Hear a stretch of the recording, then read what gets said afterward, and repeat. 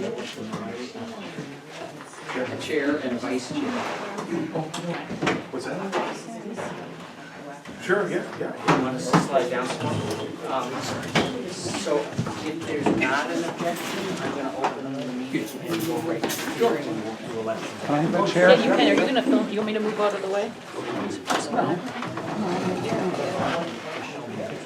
Has the meeting started? Not yet. No.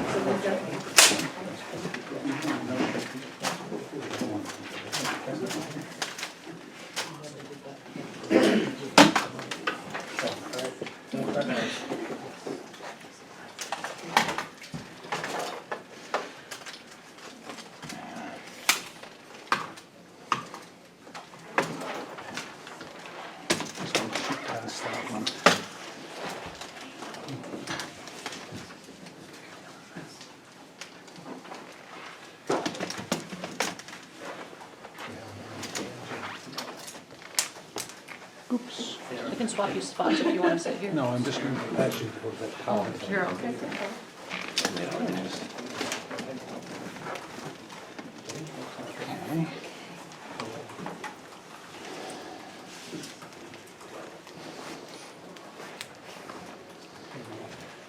grab one.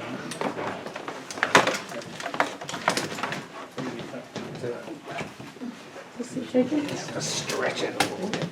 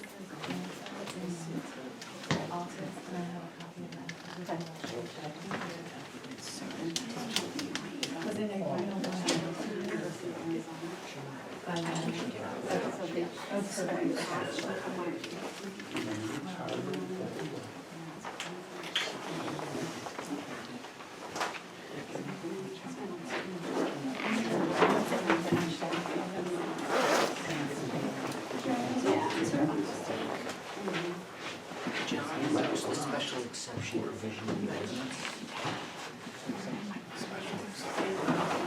See what the standard is.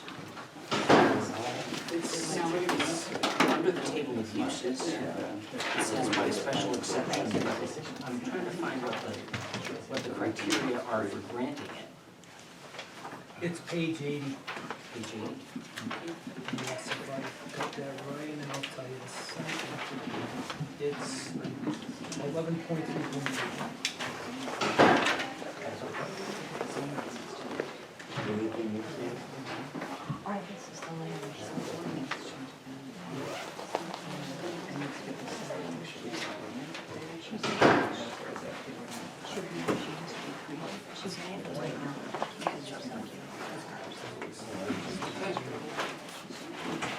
We are 1 minute away from starting. We're going to start right on the button.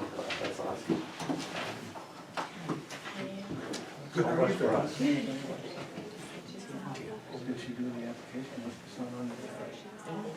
All right, it is 7 o'clock. This is a meeting of the Rollinsford Zoning Board of Adjustment. My name is Charles Putnam. I'm, for now anyway, the chair of the Zoning Board of Adjustment. The first order of business is the call to order and then roll call by the recording secretary. So members present are Charles Putnam, Chair, John Hazen, Vice Chair, Sue Nastasi, are you your full member? Are you alternate? No. Sue Just has to be on the Nastasi, Paul board. Kaziel is the alternate, and Michelle Mears is the full member. First item of business is a public hearing. It is the application of Lorax Sustainable Development. Should I get the name correct?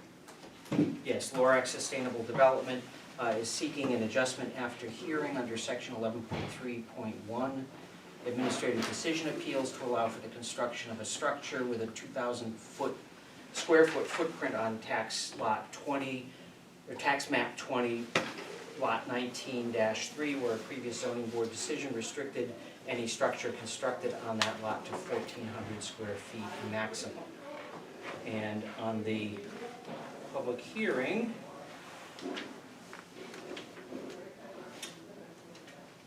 the recording secretary shall read the application and report on how the public notice and personal notices were given.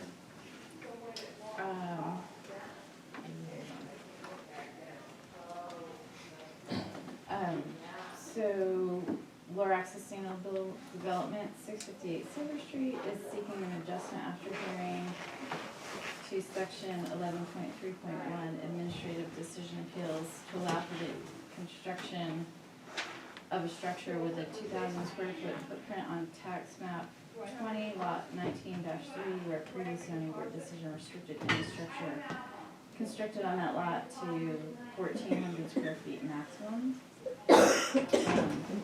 All the letters were noticed via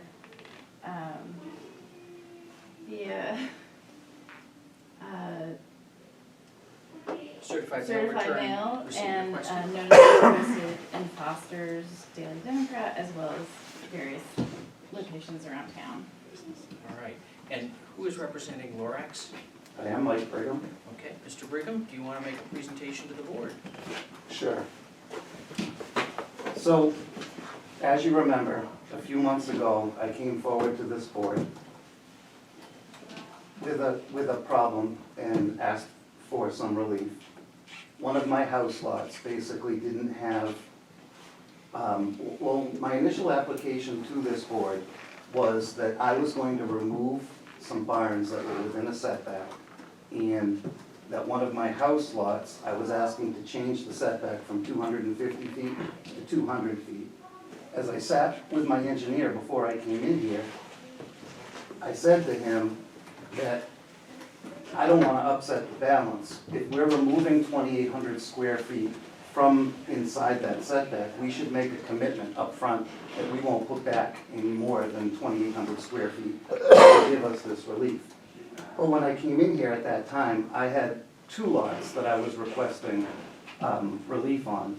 And so I took the 2,800 square feet, and in the application, I asked if I could use all of it. And I took it and I showed it as 1,400 square feet on each lot. At the time, my presumption was that I was gonna try my hardest to take the existing barns that are on this property and to move them onto the subject lots. And barns are tall, but they have small footprints. So because I was so convinced that that was the best thing to do for these barns, I showed them on each of the lots. At that meeting, this board advised me that one of the 2 lots that I was proposing had another option.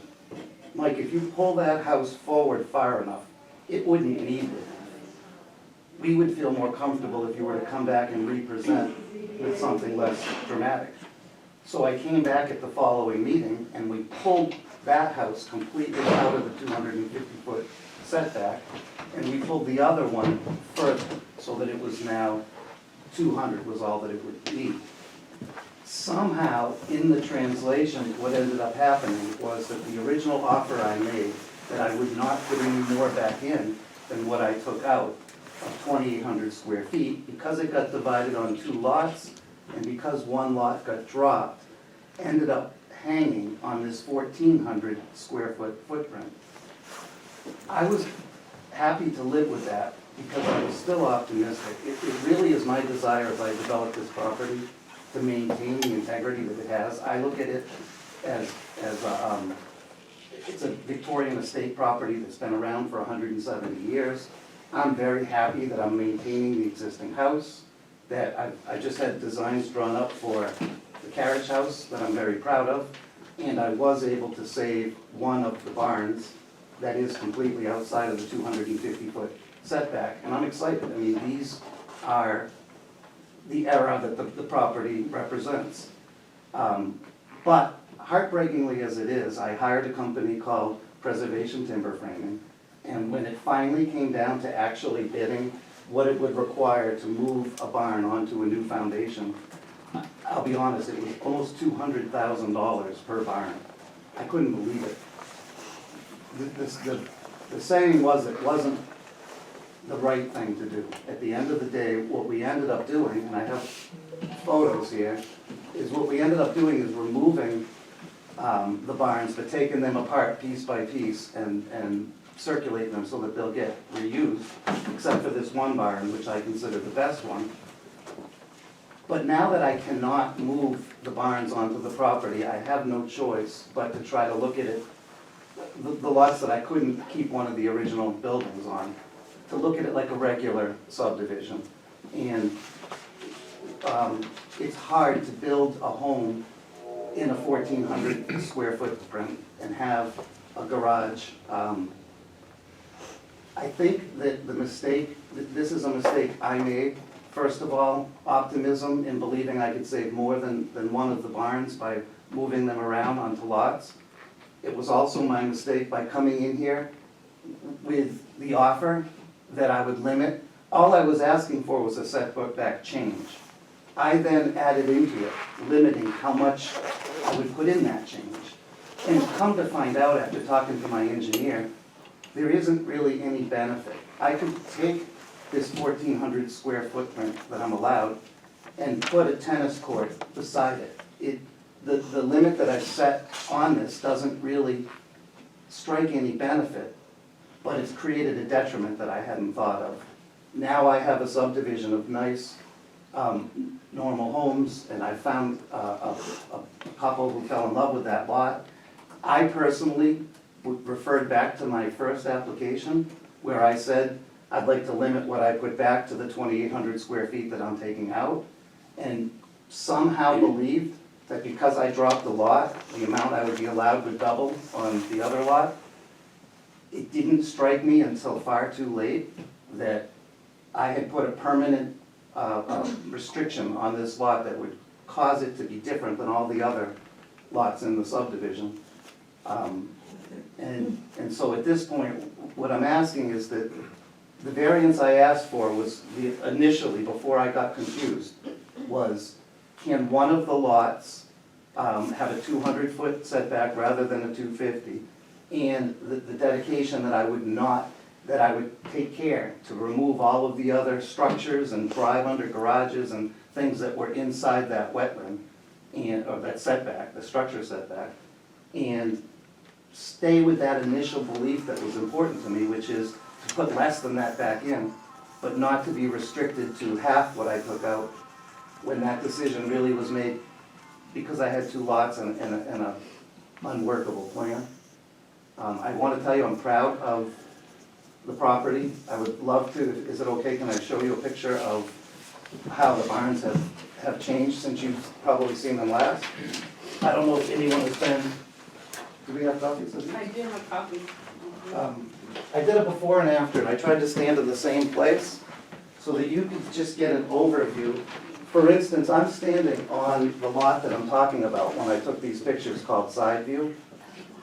There was a 5-story barn with huge steel beams cut into the earth. It was bad, and I stood by what I said I would do to this board before and removed every part of it respectfully. What you see left now, if you look at the front picture, the little barn in the middle, that you see that steel roof with the one window, that's all that remains.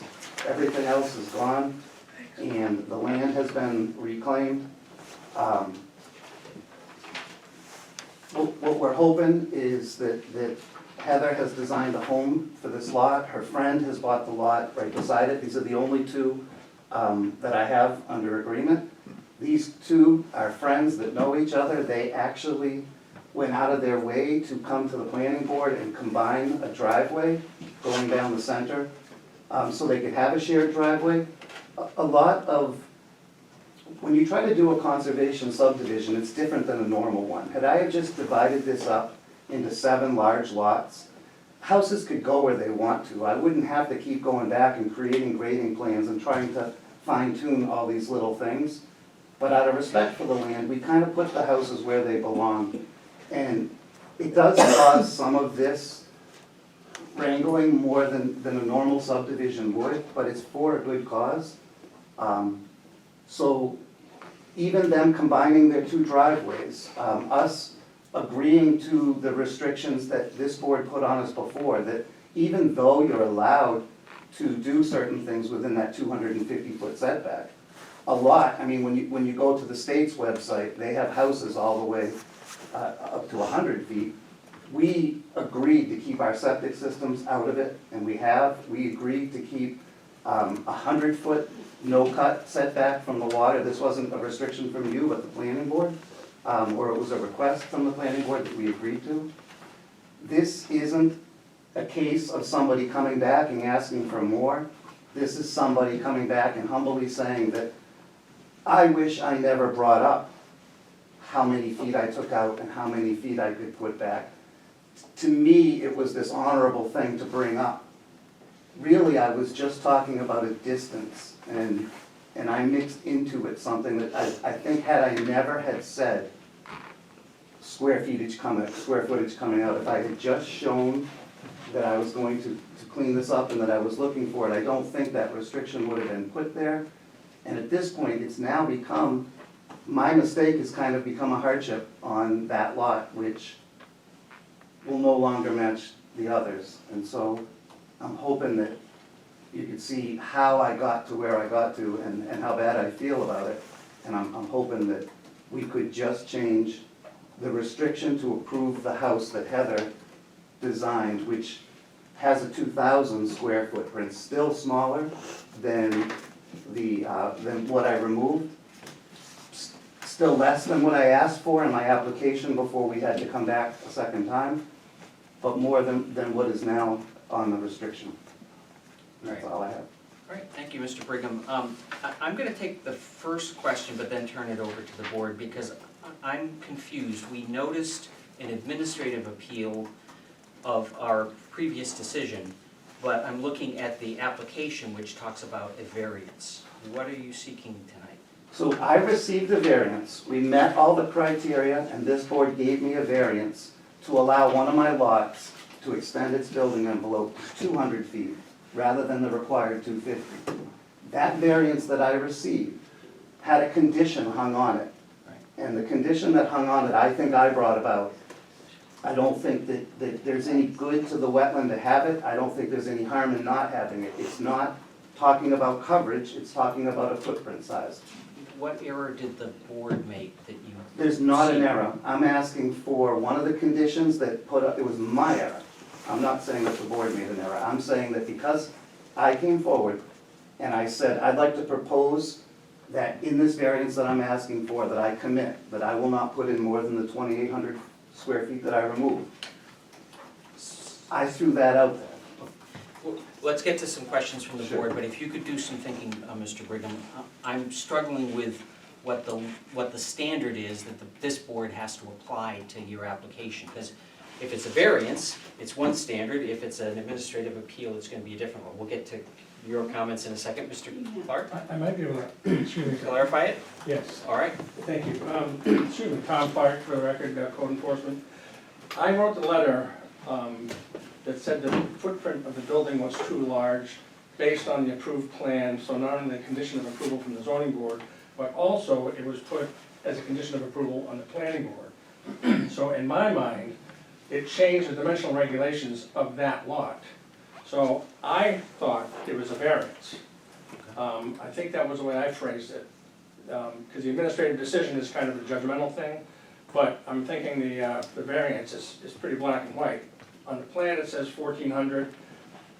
Regardless of the background, which I don't disagree with, there really is, in my opinion, no reason not to have a 2,000 square foot house. I mean, I think the application of the variance is well written, especially the hardship thing, which usually, as you know, is the toughest to prove.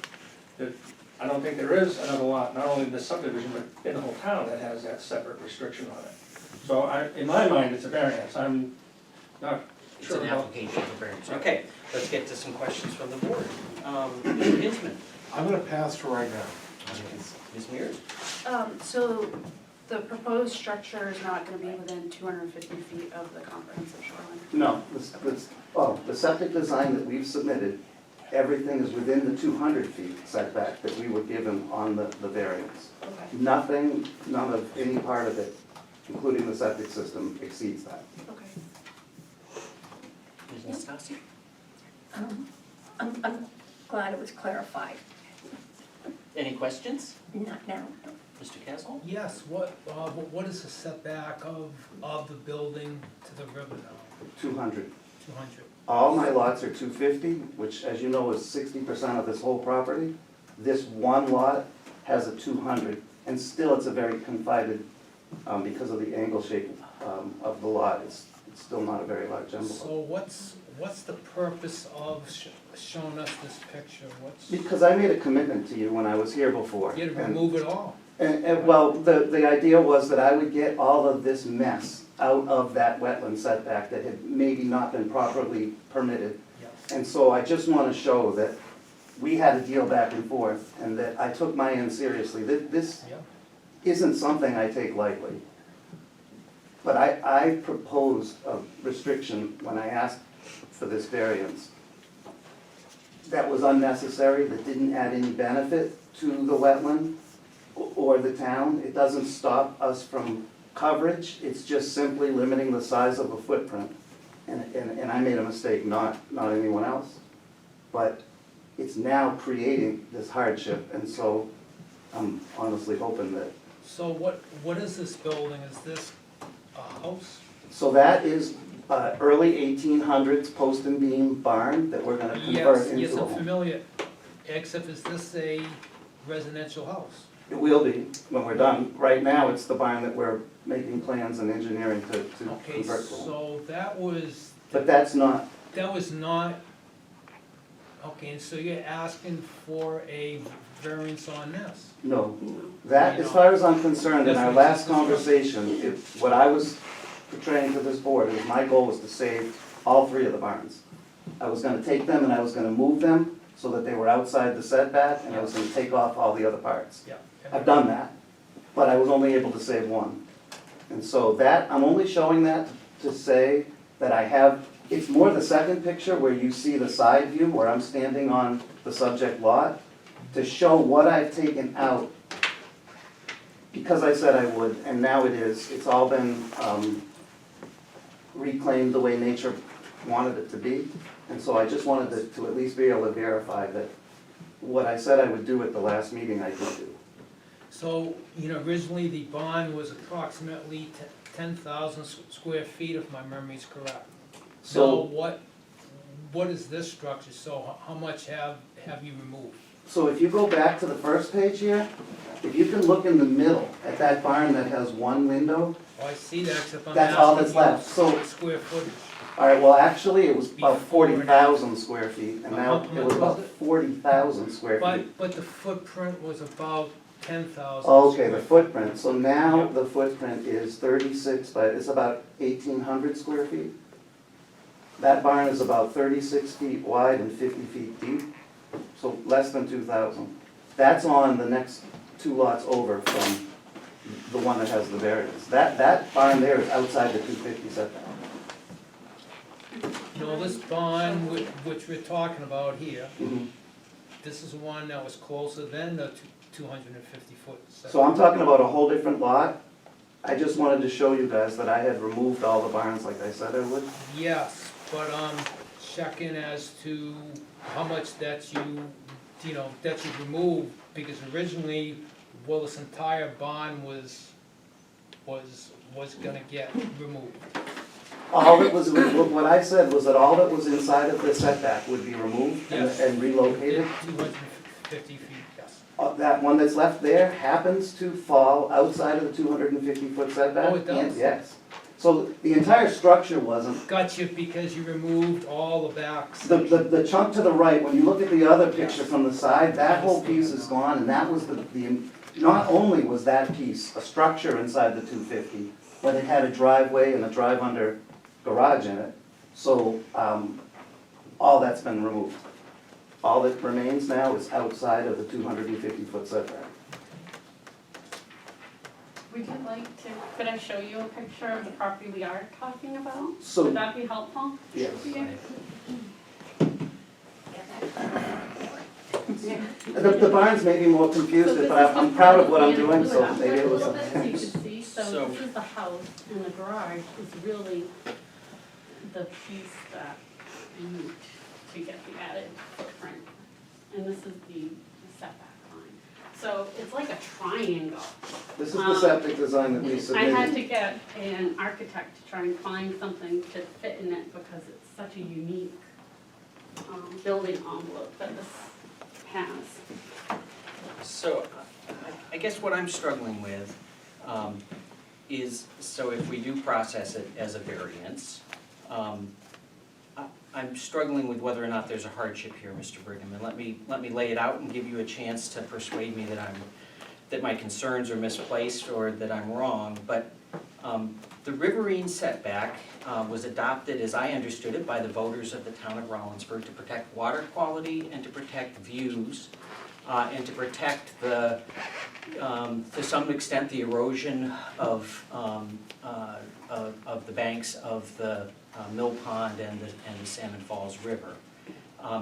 You came to the board with a proposal for variance to allow you to intrude into that setback. And I don't fully recall, I think the board debated it quite a bit with you. I think there was some abutter debate as well, about impacts on views, and potential impacts on, runoffs and so forth. And as I understood it, the board had the authority to condition the variance on a voluntary restriction that you agreed to, which was, okay, we're gonna come into the riverine setback, but we're gonna keep the house smaller, as a condition of getting the approval to intrude on that. And whether or not the state requirement is different from the town requirement, I don't think there's anything illegal or unconstitutional about the town requirement. And so I'm struggling, if it's a voluntary condition, if the purpose of the condition is to protect the views and to protect, or to minimize the impact on views, minimize the impact on water quality, minimize the environmental impacts of intrusion into the setback, I don't see how this is a hardship different or unique to this parcel. It seems to me something that was voluntarily agreed to as a condition of getting the variance in the beginning, and that one of the things we discussed was you wanted to keep the common space in the middle of the parcel. You could have sacrificed some or all of that common space in order to keep all of the housing envelopes out of the setback. And so really what I worry about in granting the variance is, one, it seems like a self-imposed hardship, and I worry that it's contrary to the intent of the statute, because what we really worry about every time the zoning board of adjustment makes a decision, we worry about, we're setting a precedent, and now other people are gonna say, I know I agreed to this condition as part of getting the approval for the original variance, but I made a mistake, or the board made a mistake, and so now we want something much bigger, or we want something different. And so I worry about the precedent a little bit as well. So, my mind's not fully made up. I understood. But I'd like to, yeah. So, first of all, there was no abutter interaction as far as views or water quality during the ZBA meeting. We had abutters come and support, and like today, I don't think there's opposition. Secondly, you're right, it was self-imposed. That's why the first part of my statement was honestly explaining that this isn't, you can see the track that led to the mistake. I mean, it's clear that I'm not trying to make things up. But lastly, there isn't really a benefit. I mean, one of the things is that when you look at a variance does the benefit outweigh the detriment? And what is the benefit to once we've agreed to a certain setback for our structures, and we've agreed to keep septics and other things out of that setback that maybe didn't even have to, we've agreed, we're purposely consolidating driveways, and we're purposely extending setbacks. We're honestly creating a conservation subdivision. If we weren't, we wouldn't have these problems. What is the benefit? And that's what I asked Bob Stoll before I came here tonight, my engineer. I said, Bob, if we were restricting coverage, how much you can pave inside this area. You can't put a swimming pool, you can't put a tennis court, we don't want the coverage, but we're not. We're saying you can cover whatever you want, we're just restricting the size of the actual home. She couldn't have a small home and a huge driveway that covers the same amount. At the end of the day, I think that I proposed something that didn't really need to be proposed. I don't know if a lot of weight was put on that part of it to make this decision, but I can say that the main thing I was trying to say was, I won't put in more than I took out. And I've taken out 2,800 square feet of nasty structure. And I'm just looking to put in a normal house like everybody else's house. As Tom said, I proposed a restriction that that no one else in this town has, and I agreed to it, and I think I have the right to do that, but I made a mistake, and it impacts this deed now forever, and it was my naivety that did that. I'm still far under what I've taken out. If I came and presented it this way initially, I just want to put a normal house, I'm gonna try to put the barn and only use half of what I took out, but if I can't, just let me have a normal house, I think it would have gone through. I think that I self-inflicted something here, and now, is there a hardship? If you take out the fact that I participated in it, yes. This lot now has a restriction that doesn't benefit anything, that, unless I'm wrong, but detriments it and the neighborhood around it, and actually adversely could affect the properties around it just by being odd and different and for no necessary reason. Comment from abutters or Mr. Clark? Comment from abutters? Hi, yes, my name is Karina Molina. I'm also a potential buyer, This is the other either lot. a neighbor. Can you please tell me your name? Karina, Corinna, last name Molino, Melino, And your address. 6 Great Works Drive, South Berwick. Okay. I just wanted to make a quick comment too, that, they're, from the building, the envelope, their house is, they worked really hard with their architect and Mike as well to make sure their house was in that building envelope, so that there was no issue there. And they were then told, when they started realizing there was maybe a potential issue there with the square footage on the foundation, that they could go all the way up, and that's not what, you talked about it maybe interfering with views and whatnot. So that would definitely affect that there.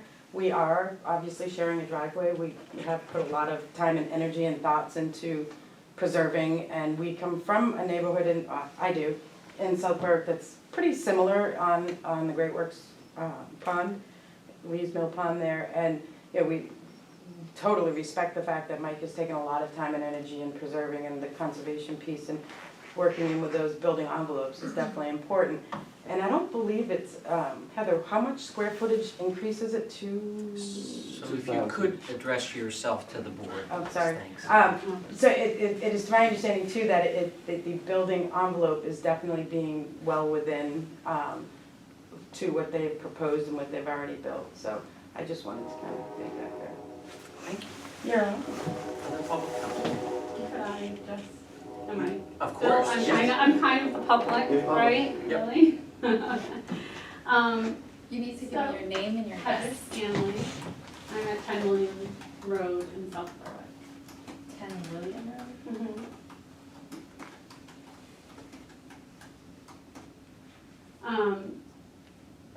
So when you talk about hardships, I don't know exactly what the definitions are of what you need for that. But we, like Karina had said, we have worked hard with an architect to be able to stay within the building envelope. We're not asking to go outside it at all. We just want to be able to build in the area that meets all the setback requirements and ordinances of town and what you have set.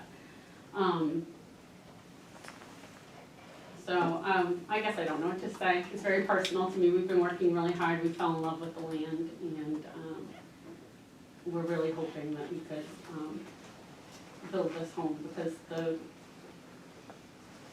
It's 2,600 square feet, so I'm not trying to build like a mansion or squeeze something into a place where it wouldn't fit well.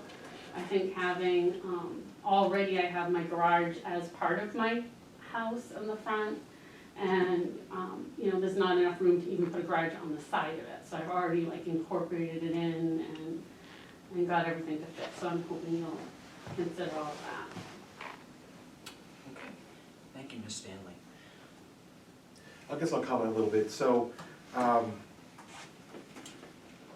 a little bit distressed because this is the biggest project before the planning board in the last year, and the zoning board, and I don't know of any development that, in the last year, that more of the planning board and zoning board resources went towards.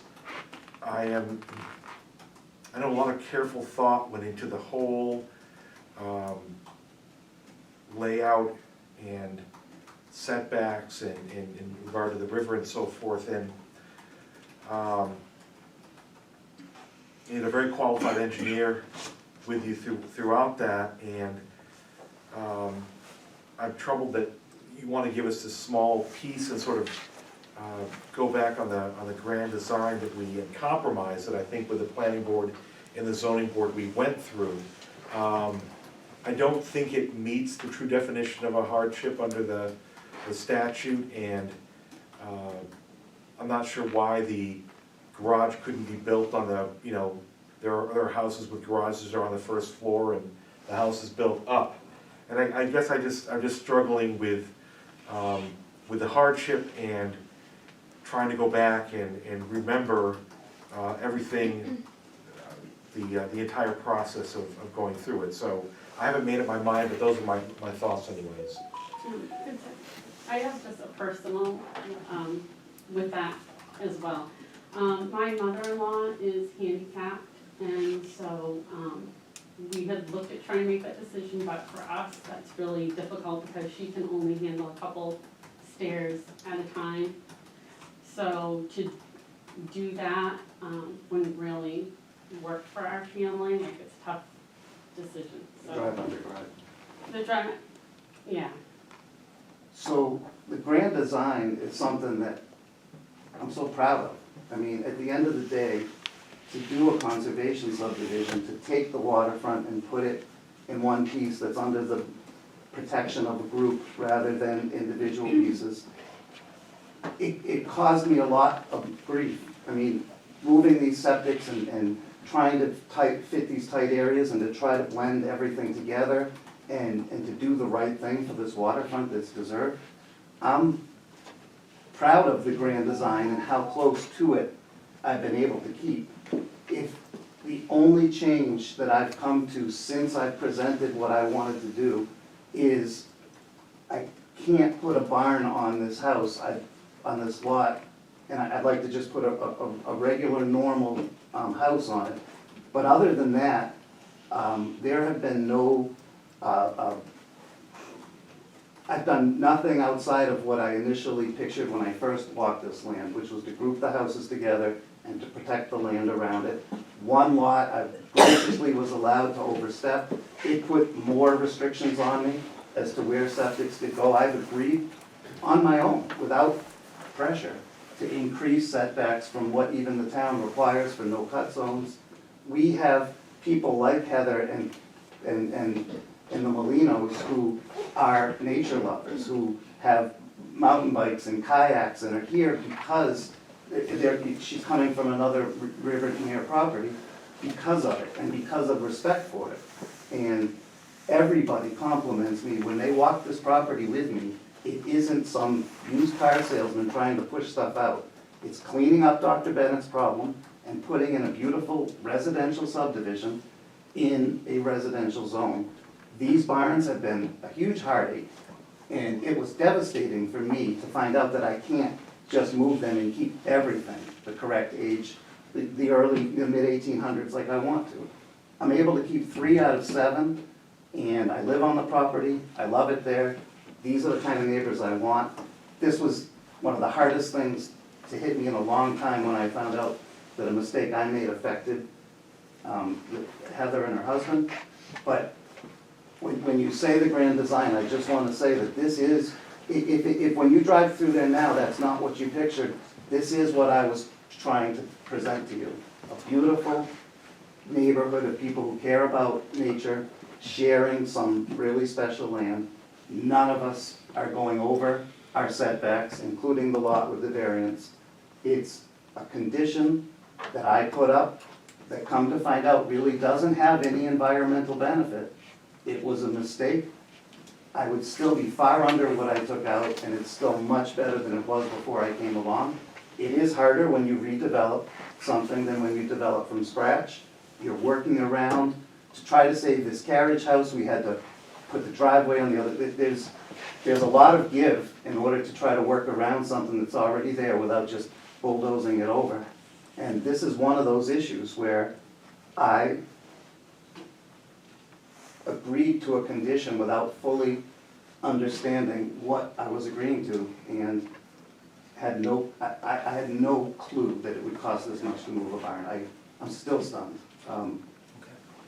I just had a question. Sure. Was this condition as part of the decision of the zoning board, or was it a part of, It was in my application. When I applied, I threw it right out there. I don't want to remove more than 28, I won't put back more than the 2,800. And I said divided between the two lots. And I think the restriction to 2,800 square feet was incorporated into the, We're cool with the 2,800. The problem is when we dropped one of the lots, it went down to 1,400. okay. And that's where the problem came. okay. And that was why I wanted to see that it's an honest mistake.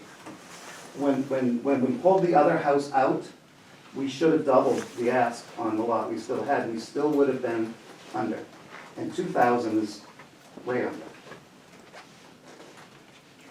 Any other questions? Not at this time. Questions or comments? Yes, I'd like to make a comment, because, you know, there has been a change since the last time that we granted you the variance. And the change is that Rollinsford is one of 12 area communities that the New Hampshire Department of Environmental Services is requiring to reduce nitrogen discharge to the Great Bay watershed. This includes the Salmon Falls River. Increasing the footprint of the building from 1,400 square feet to 2,000 square feet will affect the impervious surface and may increase the nitrogen discharge to the Salmon Falls River. So this is a major change since the zoning board granted you the variance. That's good to know, and I like it. I think that's a good initiative. Again, the state has you've taken a much stricter stance than the state has as to how far things should be away.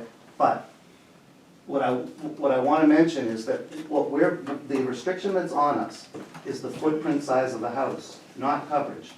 So what you're saying, it isn't in fact true. We could cover just as much as we want to with a bigger driveway or parking lot. If our house got smaller, we could still cover the same amount without any special permission. If because of this coverage, there's some increased runoff, there's other ways we can deal with it as well. We're not trying to expand impervious area at all. We're just trying to say that rather than to have a drive-under garage with a bigger parking lot, that we would like to have a 2,000 square foot footprint, which is what we've submitted there. But it is not about impervious. This restriction that's on me is not about impervious area.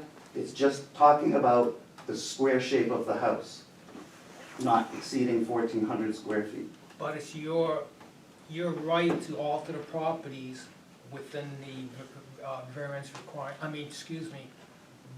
within this variance ordinance.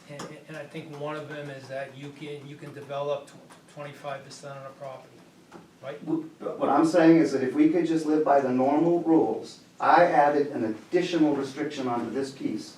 When I came to you, I said, because I'm removing 2,800 square foot of five-story barn, can I have that 28 back to put on 2 lots? You guys said make it 1 lot. And immediately, without me really figuring out what was going on, because it's my fault, no one else's, I thought I still was asking the same question. If you read the application I submitted, It specifically was, if I remove this 2,800, that may or may not be permitted to be there, but without someone forcing me to, I'm offering to remove it, which I've done. Can I have that as my limit when I go back at this other lot? Normally, I wouldn't propose a limit, I'm just asking for a setback change. I've went and put a limit into it that has done some things to this lot that I didn't anticipate, and it was innocently done. This isn't a bait and switch, you can see how it happened. But it's not about impervious. The lot, we could pave the whole building envelope. What she's designed is very well done and fits in nicely Yes, it is. and Okay, wouldn't change. any further questions? All right, do you want to make a rebuttal statement unless there's any other comment from abutters?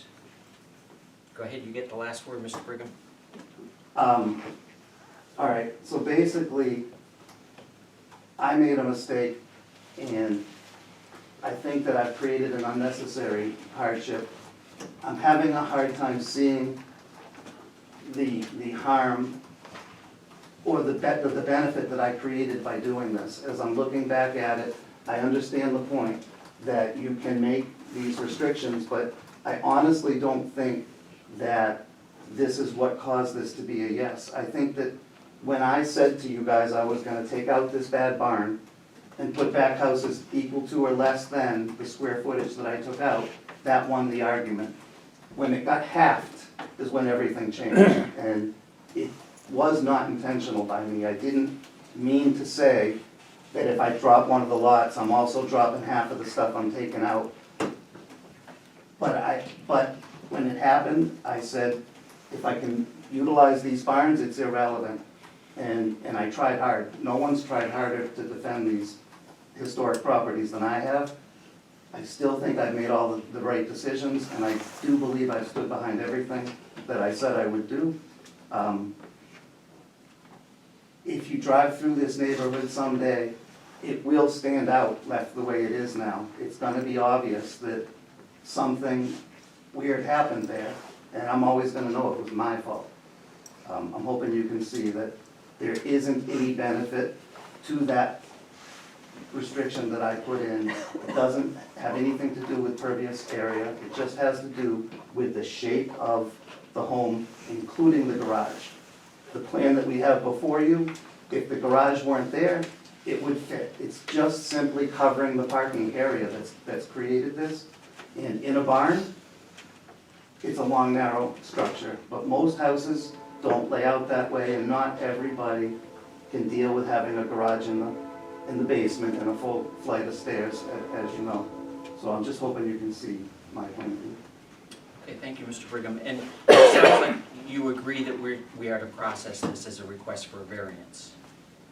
and apply I the don't test. understand the intricacies. I have a variance already with a okay, yes. No, I don't Yes.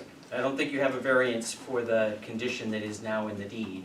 And I think Mr. Clark was saying that you're not claiming that the board made a mistake, so I think you're requesting a variance.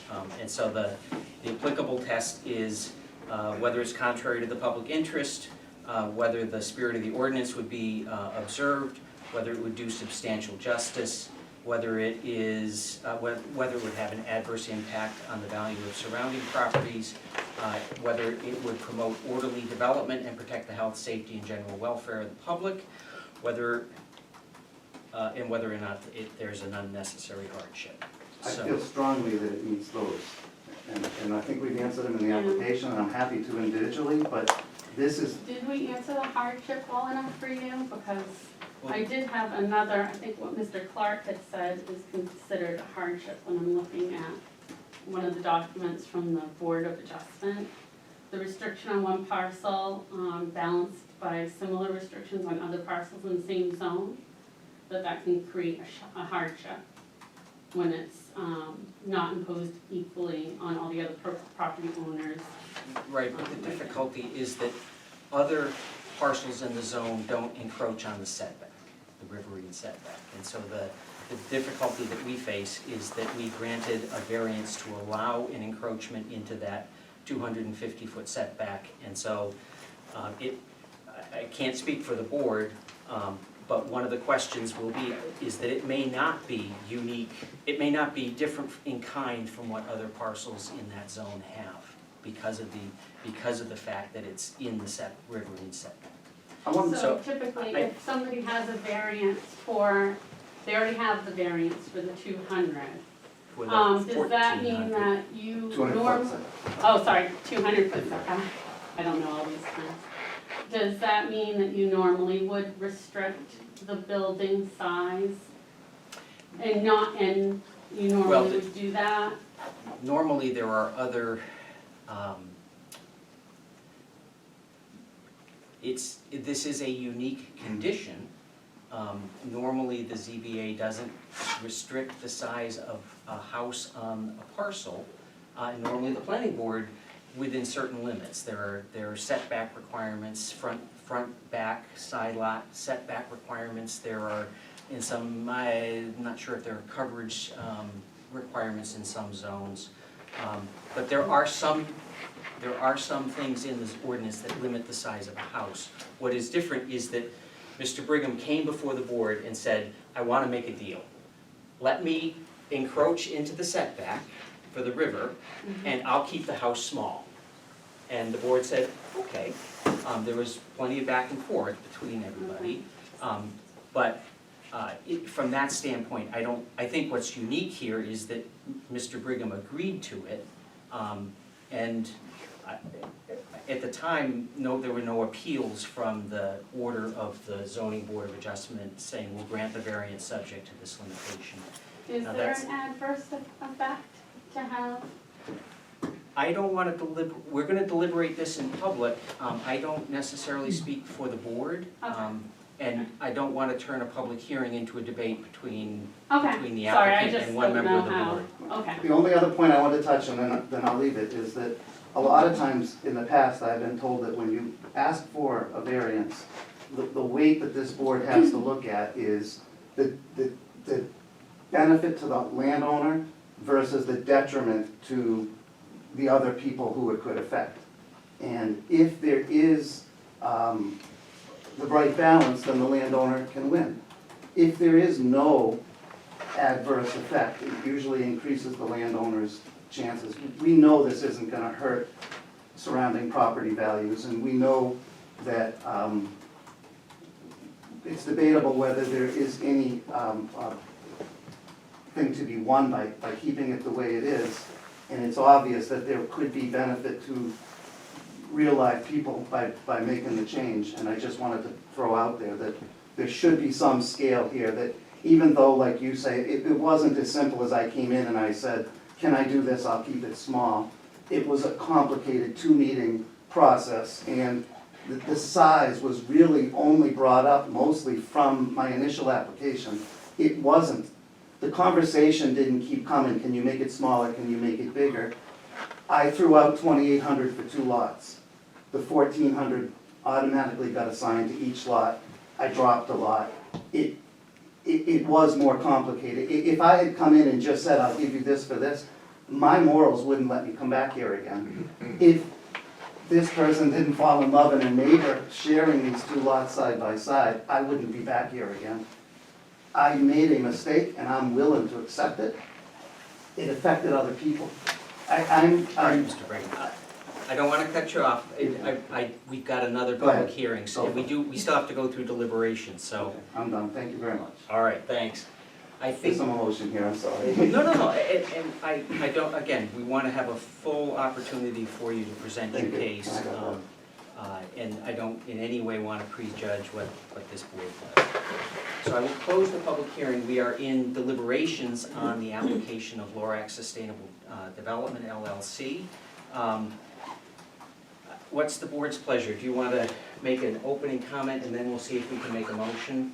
And we'll see if there's a sense of the board, rather than putting a motion up and knocking it down and then having to make another motion.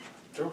All right, so why don't we do one round of comment and then we'll see if somebody is ready to make a motion, or I'll try to make some notes and be ready to make a motion. We'll start, I started at this end, I'll start at this end. Mr. Casal? I'll go pass at the moment. Okay. Yeah, he said many times, that he agreed to a change, a variance that he shouldn't have agreed to.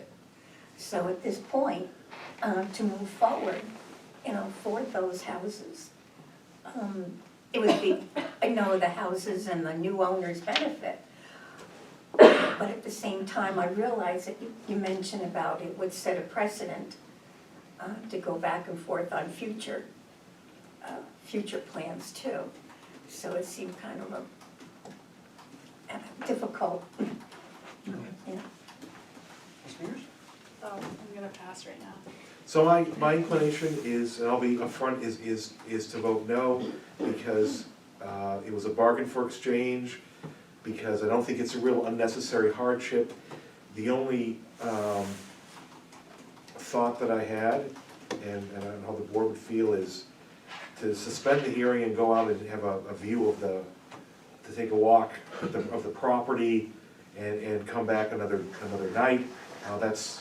But those are my comments, and I'd be curious, I'd be happy to hear the other comments from the board members.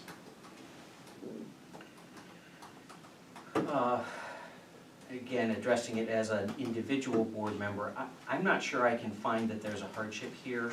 The applicant was represented with an engineer throughout those hearings. This board doesn't have an engineer. It doesn't have the benefit of expert testimony, and we have to rely on the representations that people in the business and people who are engineers make to us.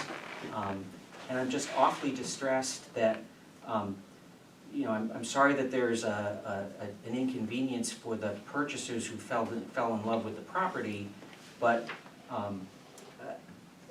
I do respectfully think that the riverine setback is important. I think it's important to wildlife, I think it's important to recreation, I think it's important to views. I think people in this town do notice what's going on that riverbank.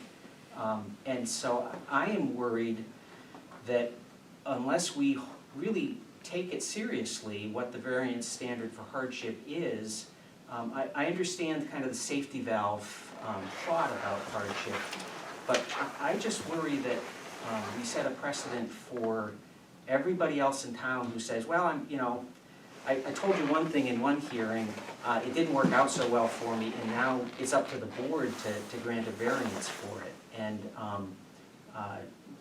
really the history for this board has been that we've faced a lot of really difficult applications, including this one, where we really struggled to meet the values that we thought were reflected in the ordinance.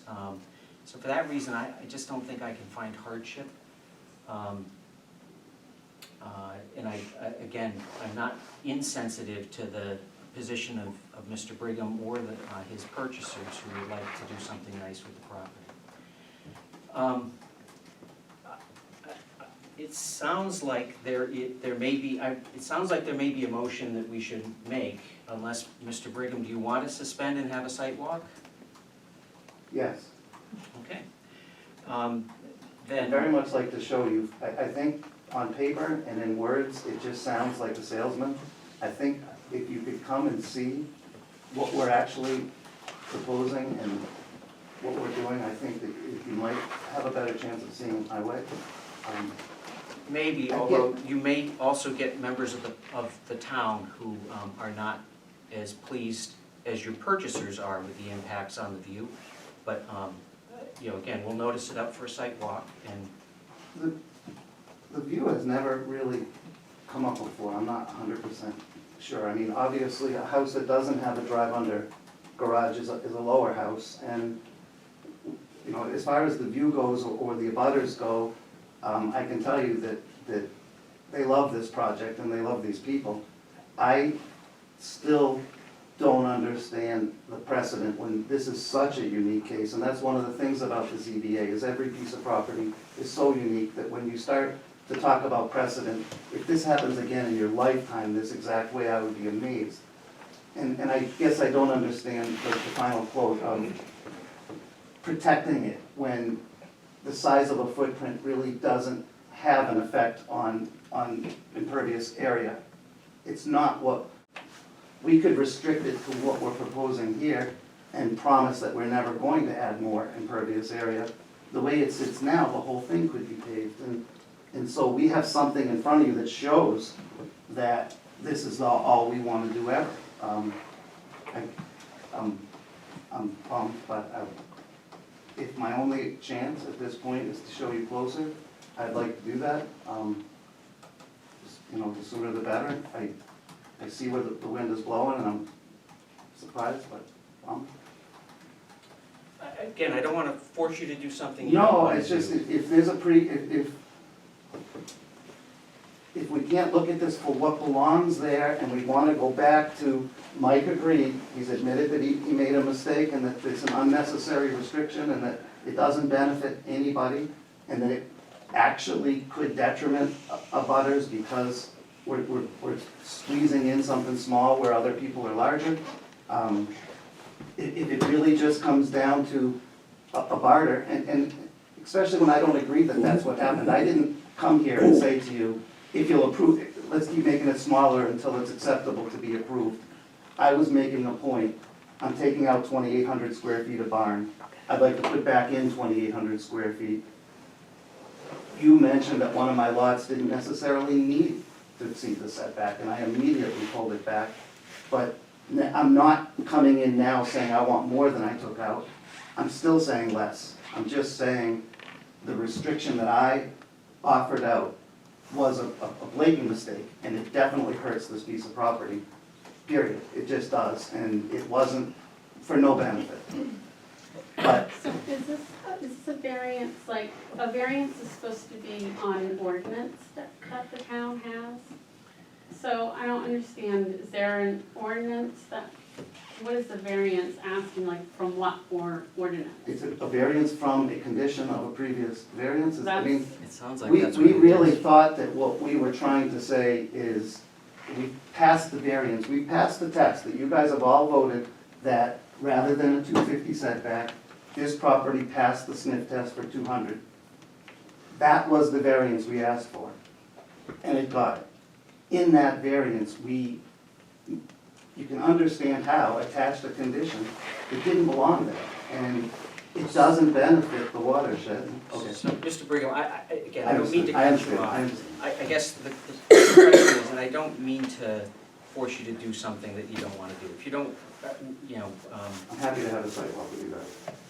I'm proud of what I'm doing out there, and happy to.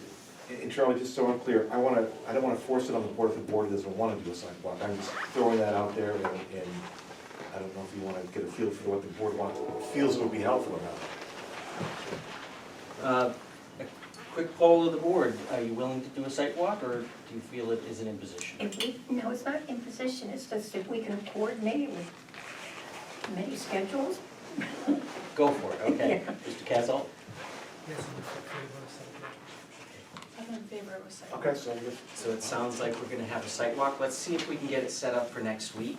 Sure. And maybe, there's a large number of people who are here for the second hearing. Yes. If you don't mind waiting for the second hearing to be over, so maybe we could coordinate calendars at that time. But I worry if we all drag out our calendars, it's gonna be another half an hour, so. No, I'm available anytime, so you make it. Okay. And I'll be available. And for the record, I'm gonna ask you to make a motion that we suspend processing of this so that you and the board can take a site walk of the development and look at this parcel in particular. I'd like to formally request that we suspend tonight's meeting, have a site walk on the property, and then reconvene for final vote. Okay. Well, thank you, Mr. Brigham. So we will suspend our processing or our deliberation, I guess, on this matter at the motion of the applicant. And let's convene immediately after this meeting to coordinate. I've seen her a little bit. Thank you, Mr. Brigham. Thank you for your patience with Yeah, all. well, thank you. I saw her when she was I was home, gonna say, it looks like she's having fun in Hawaii. finally. It Yeah. was touching Want to me. come for the sidewalk too, you're more than welcome. Yeah, I was. I mean, it would be hard. I've I been was, to a well, I different place live, than I Lars. live there, and my husband was a submariner. So I kept calling, saying, Jane, stick it out, Yeah, you you got know, this. it's only a year, you can Yeah. do this, you know, so. They're only down there for a year? Yeah, they're back, he goes to shore duty for 3.5 years. So they've left the June. island? Oh, no, not till June. They're gonna leave.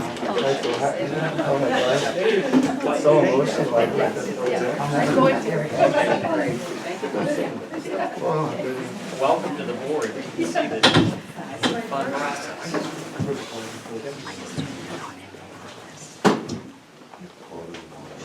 Absolutely not.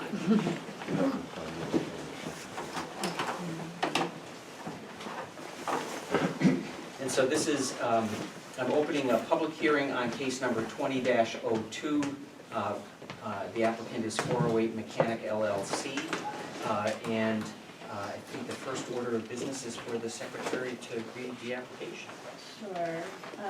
408 Mechanic LLC, 233 Vaughan Street, Portsmouth, New Hampshire, is seeking a special exception in table 6.9 permitted uses for a property located at tax map 10, lot 11, 408 Mechanic Street. Applicant is seeking to open a preschool on the site, which requires a special exception for the table of permitted uses.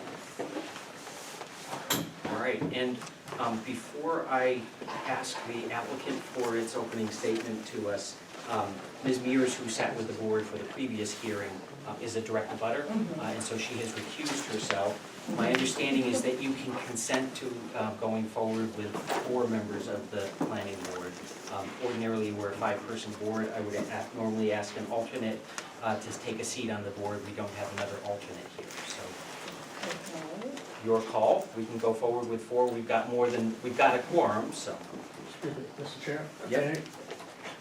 Yes. I'm thinking that it would probably be a good idea to reschedule. It doesn't occur to me that this is a complete application. Okay. One of the requirements in the table of use regulations is that outdoor play area has to be screened by a fence wall or planting line from any neighborhood residential structure. And I don't see a plan that shows that. And part of your application said table of uses does not contain any additional requirements, when it kind of does. Oh, the table of use actually says what it uses. Yes. Yeah. Yeah. The property is fenced in already, except for one section on down the side. But So, this board doesn't know that, and there's no representation of it. okay, So I really hate to torpedo this, but I'm thinking it would be fair to ask for a site plan that indicates it does comply with the regulations. I was gonna ask a number of questions. No, I appreciate that, Mr. Clark. As is often the case, our board is confused about whether an applicant should go to the planning board first, or the planning consultant first, or to us first. And we don't mean to give anybody the runaround, but it's often difficult. Sometimes an applicant wants to get a sense of whether the concept is approved without putting all the money into developing site plans and so forth. At the same time, Mr. Clark, I think, is correct in saying that in order for us to grant the special exception, we have to find that it otherwise meets the ordinance. And this application doesn't have some of the detail that our zoning ordinance would require. And I would have brought it up sooner. I just saw this today. I didn't ask for the application, so I and just. there's no way to add a stipulation to the approval that the remaining part of the fence will be extended around the full That would be up to the area? board. That's not my call. It's up to you. May I add something? Sure. That backyard is a 3-tier lot. It has 3 different levels. The lower 2 levels are entirely fenced in. The upper tier has a staircase going down. If a gate is put in, it meets licensing requirements, and it's fully fenced at She's that the point. teacher. Yes. I don't doubt you. I'm just. It needs to be So, documented. I see. Yeah, I don't think Mr. Clark is saying it can't meet the requirements. Okay. It's more, it's the documentation that our board needs, and then ultimately the planning board will need its site plan approval to grant the use. Does a special exception require a planning board meeting as well? I wasn't I'm gonna look at told Mr. that by- Hinsman. I'm sorry, I missed the question. The question is, Do they need to start with planning board and then come to ZBA, or should they come to ZBA for the special exception and then go back to planning board for site plan approval? When we spoke with, the, Planning consultant? yes, it was not mentioned that we ever had to go to planning board, Oh, that we only had to come here interesting. for a special exception. Then it would be very important to get that ironed out. Is If that I not could true? recommend, do you have a few minutes, Mr. Clark? Yes. That you could maybe sit down with the applicant Oh, now? sure. And again, what I would recommend is that we not go forward with the hearing tonight, because as I'm looking at the application, it does seem like we're missing some details that we might need. Okay. And where this is a childcare thing, I think the town needs more childcare from a personal standpoint, but I also think that childcare is highly regulated. And the Correct. safety of children is involved, the interests of abutters in terms of their parking and traffic and so forth is involved. And so I think right from the start, we want to try to get this into a posture where you're comfortable that you're meeting all of the, I'll call it paperwork requirements, but all of the requirements of the various statutes and ordinances, so that you can be really confident as you go forward for state licensure and all of that good stuff. So is this board gonna oversee all of the licensing requirements? Because that's a whole separate piece. So as far as within the ordinance right now, the only requirement that I have heard from any members is that the fencing is required. And that there's no other, there's a lot of state oversight, don't get me wrong, it will be completely, we've actually toured the. I had the state licensor come out already and look at the indoor Right. and outdoor space. Right, Great. so that's a separate project that would be conducted by the state, so I'm trying to understand,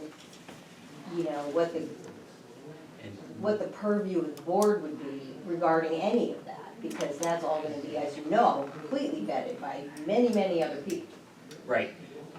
We're just And- looking for permission to begin that process from you. And what we would like is to know where we are in that process, and also to know, it would be, if you don't need site plan approval, then I'm wondering who's gonna be looking at parking and traffic impacts and some of the other things. Do you know who it was you spoke with, planning consultant? I can pull the name up on my email. Yeah, we can do that. Yeah. please. I'm I think just it's the wondering planning because I'm- director. Can you tell me her name? Who? It may have even been me, I'm the I town think it administrator, was, Caroline. I think Caroline. it was you. It was And Caroline. then you referred me to somebody else, I think I got an email from you. So Yeah. we'll go revisit that email chain, but it's clear that it's gonna have to, because it's a change of use in a commercial property, it's gonna have to go through planning, if you get zoning approval. But the zoning approval is the first step. If it Okay, is zoning, then planning. okay. Okay, and the special exception is So what would be helpful, criteria. what would be helpful for us to see in the application is, here's what the Rollinsford zoning ordinance requires for a childcare facility, and here's how we meet it. Because the special exception is for, we grant it, we say, ordinarily in this district, childcare, it only occurs, this use on the property only occurs with what's called special exception. Okay. And so I think what you'll represent in the application is, here's what the ordinance requires, here's how we'll meet it, and that's why you can grant a special exception to us. Even though you're also, I think, going to go through site plan approval, but you're gonna say, we will go through site plan approval to hammer out parking. It sounds like you made some statements about sequencing drop-off times so that, traffic impacts would be moderated and so forth. So we wanna get that all, Well, one thing that I'd like to just leave everyone with if we're going to postpone is that the only place where a preschool is allowed within the town of Rollinsford is inside of the mill. And if you've read any of your, the restrictions around running a preschool with the interior and exterior requirements, you've actually permitted in a place where it can't be. So everywhere in town, it has to be, you have to get a special exception to open a preschool in town, which is why there are none anywhere in town. And so, I don't know if we want to talk about hardship, but. no, you don't have to talk about hardship. But if, It's only a hardship to some people. it's difficult, yes. Yeah. So, And you said that in the right place, because Mr. Hinsman and Ms. Nastasi are members of the planning board, and they have the ability, as we come up on the zoning cycle, to propose amendments to the table of use. Because there are none now, and that's why. Okay, so, I think, how long have you had to wait for this hearing? Couple months. Yeah. So let's try to work together with you to get it rescheduled promptly. What I would encourage, if Mr. Clark is willing and to have a chat with you, to kind of lay out a plan of attack, and I think that we have to pick a date now so that it's in the minutes. in the minutes, so So that, that they don't have to renotice. that's true, okay. Thank you. Thank So, you. there's I can be ready in a week. there's another hearing that's gonna be held on the 31st. If the board agrees to add that to that agenda, that would work, Okay. Okay, the 31st. so we will reconvene on March 31st for the hearing on case number 2002. And in the meantime, Mr. Clark, and you can confer on what additional, how to complete that application so you can make a good record to the board. I would like, can I March ask a 31st? question? How many butters are here for that? Would you all like a meeting at the house so we can go over this more completely? Sort of I what the don't need a plans are meeting. and what's happening? Would anyone want a site meeting? to I look think at a the- more detailed Yeah, it would be description helpful. would be a lot Mhm. more helpful than having a site. I do meeting have a at this point. question as an abutter. Is that allowed? Who is, I mean, I know that, you probably don't own the property yet, but I can Right. tell you as one of your closest abutters, Okay. who hears everything that goes on there, I'd like to know who 408 Mechanic Street LLC is, because I don't see you registered with the state. Oh, that's me, Okay, right. Oh. And that's an entity that I formed to purchase the property. okay. So I am actually, well, Tom knows, I'm an architect in town in Portsmouth. I've been there for 20 years, and I founded and run CJ Architects. And so we are looking very seriously at purchasing the property because it's a beautiful little spot for a nice little classroom. My client is a preschool teacher who has a lot of experience and 2 small children of her own, and actually the granddaughter of the board member, Deanna. Deanna Rollo is a good friend of mine, actually. Right, and they're kind of texting back and forth about, sorry, I couldn't be here and so forth. So she has a lot of ties to the community, and full disclosure, she is my daughter. Okay. So I am helping her begin this cottage business and open this little preschool. It'll be a very organized, art-inspired kind of a program that she has run in the past, and she has a lot of experience in that. So it would be very, very controlled and regimented. Mhm. I don't have an issue with a preschool per se in town. I have an issue with it in that location. I bought over here, I also lived in Portsmouth for many years, I don't ran a live in business there, Portsmouth. I okay, can't but afford to live there. I moved over here in 2004, Tom can tell you, he was the inspector then. I have made a huge investment in my property. I can tell you that the people who lived there for a very long time they've since moved out. No, I don't think they were the last ones there. They had 2 dogs that they would leave with the windows open in the garage part of it, and they would go off, and those dogs would bark all day long. In that Little teeny location. dogs that I could hear with the windows closed and Yeah. air conditioners running. I love kids, don't get me wrong, I have one, I have grandchildren, I love them to death. I don't wanna listen to them all day long. No, no, So no. that, Well, you know. I have a Can very I- limited. Can I just explain my approach? The one It's who used to not, live there I when I know when moved people in. think of preschool, they think of daycare, they think Oh. of infants, they think of toddlers, they think of screaming and crying. My approach is called slow looking. It's not, let me run around, let me scream, let me be wild. That's not effective, that's not productive, that's not how, children should be treated, or, they need regulation. Children thrive with boundaries and regulations.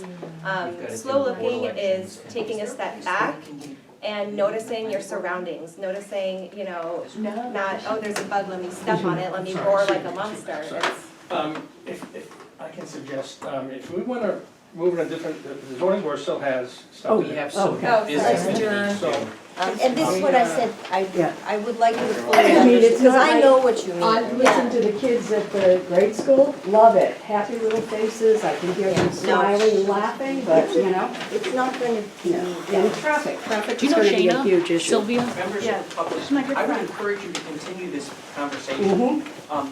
just so that you can, get more comfortable with what's being proposed here. But we do have some business that we have to take care do of. you need me to request anything No, I think we're gonna for the reschedule next the, meeting or for something? March 31st. March 31st, okay. And I think you get to be the first hearing on it. Okay, great. No, they don't. Somebody's already scheduled. Somebody else has got you. Okay, But- the 31st, All right. all right. thank Members you. of the public, thank you for coming to this hearing. And Ms. Beers, if you don't mind, I'm gonna ask you to come back for our Sorry, I thought it was going to be Oh, yeah, then it goes. This is an exciting first meeting for me.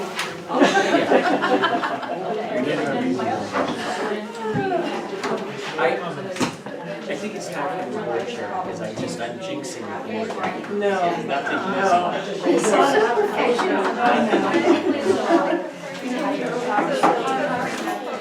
Okay, Charlie, I'd like to mention something, because I requested not be renominated, reappointed. yep. You know, I said today's my last day, but if I have to, I'll, go on until March the 31st. Okay, so you don't even want to be an alternate? There's just stuff that's But we're sorry to lose you all, but okay, I was happy to serve on the board, and it's become very professionally run board, and people are really good. thanks. Okay, so there is somebody who can apply or will apply, Mr. Ueda, so we will be able to get a full board again, although I think there may still be an opening for an alternate. We'll miss you, Paul, and thank you for your service. I think the first order of business is to elect a board chair, and next order of business is to elect a board vice chair. So, do we have nominations for board chairperson for calendar year 20 to March 2021? I nominate Charlie. I second the nomination. Are there other I will accept the nomination, but I would encourage other nominations.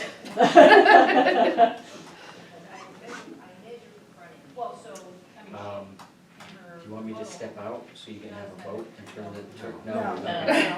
All right, thank you very much, everyone. And so, Congrats. turnabout may be fair play, nominations for vice chair, in case a bus hits me. And I was gonna nominate Mr. Hinsman. I Is there- I'll second. second. I'm pleased to be vice chair. All right. And so, I don't hear other nominations? Go for it. Okay, so thank you you. all very much. Thank you. Are there minutes that we need to approve? No, I mean, That we don't have? yes, Okay. no. I'll organize it and next time we. For March meet- yeah. 31st? But the thing is, like, the meetings are so far apart that it's like, And I would like to have, it's difficult for us to try to be, sort of organizing ourselves. We've got some number of new members and so forth. I think it'd be helpful for us to have a workshop meeting. Historically, in our town, the ZBA has only met at the call of the chair for a hearing. And it strikes me that this work is so complex and so difficult that I hate to add to everyone's workload, but I probably should have told you this before you nominated me as your chair, but I will try to call a meeting. I don't know, Sarah, you'd be welcome to attend for a workshop. If there aren't any public hearings, I'm not sure that you would have to come out. I think But- you gotta be fine, you think we wouldn't get into too much trouble, but if you could share the email list with me, because I tried to. That's Caroline's Okay, bailiwick. if I could get, or unless you want to organize a workshop session for us, Caroline? It is currently up to date, so if you use ZBA at Rollinsford, you He can. tried to send an email out and it came back. It bounced back to me. Okay, so I think that's a setting problem, so I'll look into that. Okay, Maybe try a test email after, I'll see if I can fix it and let you know that, and then you can try sending out a test email. that sounds like a good. Yeah, because I don't know why you wouldn't be able to use the alias, because like anyone in the world can. Huh. I don't know, I did hit reply all, which maybe somehow triggered Oh, right. some security Right, settings. okay. All right, but I would like to, maybe in early April, on some weeknight to get together. I think there are good materials from, I still think of it as Office of State Planning, that's not what it is anymore, but, anyway, from the state has a good ZBA manual, and you can take a look at that. I'll email you the link, to it, you probably are familiar with it already. Yep. All right, so we want to schedule a site walk. I think that's the next order of business. And we aren't going to reopen the public hearing. I think we are in deliberations on the application. We're going to take a If So- you are looking for next week, Monday and Wednesday evening are the obvious choices that don't otherwise have lots of, things going on. okay? So let's try, let's try Monday the 16th at 6 o'clock. We'd still have daylight. Yeah. Mr. Eastman? Yes, good. 6 o'clock on the. Wow. Mr. Brigham? Should we set the meeting that you're gonna have afterwards too? I think we can go from there into Okay. deliberations, so I think we could return here for deliberations.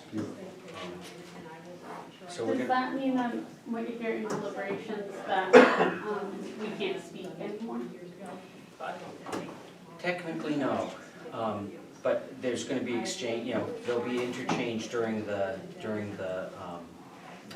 site walk, but the purpose of, we have to deliberate in public, and so we will have to notice, Caroline, I think that will be, Yes. for under 91A, we'll have to Yes. give the notice. But we have to deliberate in public, but deliberation isn't further debate. It's between the applicant and us, or between the butters and us. It's for the board to reach its decision. So, Okay. but you're welcome to watch us do that, and, if we say something wrong, you can, make that part of your appeal. So, so we'll meet at 6 o'clock at your property? Come right in, the road isn't paved, but it's in, and, park right on the cul-de-sac. I'll be there. Okay, so it's March 18th, March 16th. oh, 16th. Monday the 16th, March Monday, 16th sorry. at 6 PM. so we just go to the property. Thank you, it means a lot that you're coming to actually see what I'm doing, appreciate it. Well, thank you for your patience. No, I Appreciate it. appreciate your time too. Thank you. All right, thank This time you. I'll take my coat. Is there further business to come before the zoning board? Make a motion to adjourn. Second? Those in favor of Agreed. adjournment, say aye. Thank you all very much. I just want to say She said, That were easy. No. If it were easy, we wouldn't need a ZBA. I know. It's a challenging job On a good day. I think I should be representing applicants. I think there could be a business there. oh, yes, there is. Yes, there could be. Yes, there is. Yes, there is. I'm okay. I shall have drafts of application forms. I want to set Yes. up, and I want you to review them, and then I want to set up a meeting with Tom to talk about whether or not we think they have everything we think they need. Okay. And I have I think that's Impact fee language too, but that's good. look at. Yeah. Yeah, but, you know. Thoughts? Well, but feel free to email the planning board and send them along and say so. Yeah. Coronavirus. Yeah, then I'll be ready for that. Oh, is that all? Right, I was gonna say, I know unless it so goes much away. is getting canceled left and right. Do you wanna just leave it? You think it's just Basically, if you starting? have any symptoms, they're telling you. No.